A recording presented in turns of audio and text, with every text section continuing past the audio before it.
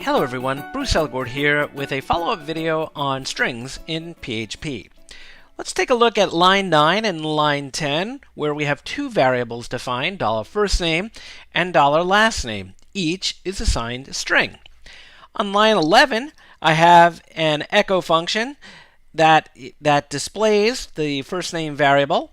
It gets concatenated here with a dot with a space and then concatenated with the last name.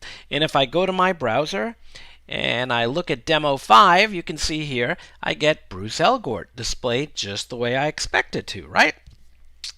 That's pretty cool, right? That's the basics of the echo function, which we covered in a prior video. But you could also do something like this: echo and place a set of double quotes. And again, I'm emphasizing double quotes here, not single quotes. And before I do that, I'm just going to comment out that line on 11. And now I'm going to say $firstname space $lastname. So you see what I did there? In one set of quotations, I put both variables. Okay. So line 11 and 12 are pretty much identical, right? So let's save this. Let's go back here and refresh the browser. And cool. That's what I expected to happen, right? So let me leave that line there. Okay. And let me copy it. Let me copy it right here.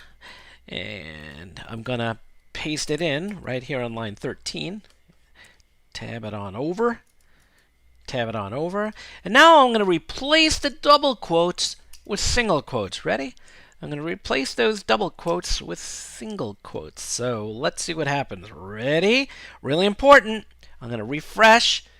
And oh, PHP is omitting the literal text that's in between those single quotes, which happens to be $firstname and $lastname.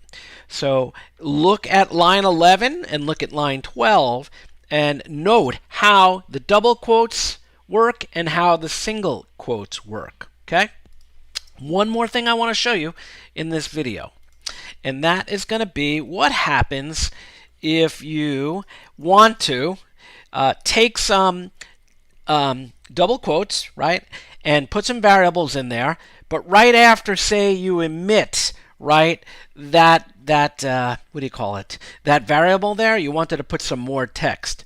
I'm just going to put is a nice guy. Okay, just like that. What happens if you wanted to do that? Well, that's going to break because PHP is going to see it, and let me just show it to you. Ready? It's going to break, right? Undefined variable, first name is. So let's go back. And when you want to put variable names right next to some text, you use these curly braces or mustaches, right? Just like that.